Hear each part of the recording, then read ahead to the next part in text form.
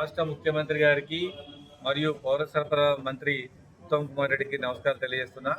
మంత్రి గారు, ముఖ్యమంత్రి గారు అండ్ సెక్రటరీ గారు స్టీఫెన్ రవీంద్ర గారు తెలంగాణ రాష్ట్రంలో మిల్లర్ల సమస్యలు పరిష్కారం చేయాలని మీ అందరినీ మిల్లర్ల తరఫున కోరుతా ఉన్నా. ఈ రాష్ట్రంలో దాదాపుగా 2000కు పైచిలుగా మిల్లర్లు ఉన్నారు.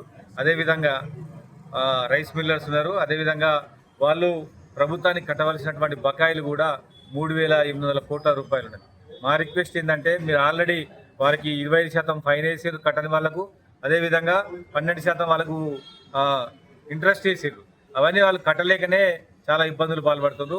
మా రిక్వెస్ట్ ఏంటంటే, గతంలో ప్రభుత్వము కారు మీద ఫైన్ ఉంటే, బైక్ మీద ఫైన్ ఉంటే 20% 30% కట్ చేసుకొని మిగతా కట్టమంటే రాష్ట్రంలో ఉన్నటువంటి బైక్ రైడర్లు కానీ, కారు డ్రైవర్లు కానీ మొత్తం కూడా వాళ్ళు చెల్లించారు, క్లియర్ చేసుకున్నారు బిల్లులు మొత్తం కూడా. ఇప్పుడు కూడా అట్లనే వీళ్ళకు కూడా ఒక 30% కనుక తగ్గించినట్లయితే వాళ్ళందరూ కూడా కట్టడానికి రెడీగా ఉందని ఈ సందర్భంగా తెలియజేస్తున్నా.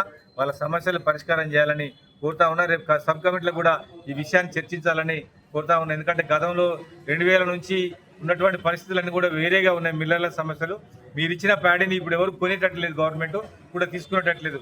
కాబట్టి మిల్లర్ల సమస్యలు పరిష్కారం చేయాలని కోరుతూ, మరి వెంటనే మీరు ఆల్రెడీ ఒక మిల్లర్ని అరెస్ట్ చేసిండ్రు, ఇంకో మిల్లర్ సూసైడ్ చేసుకుని చనిపోయాడు. దానివల్ల ప్రభుత్వానికి ఆదాయం రాదు.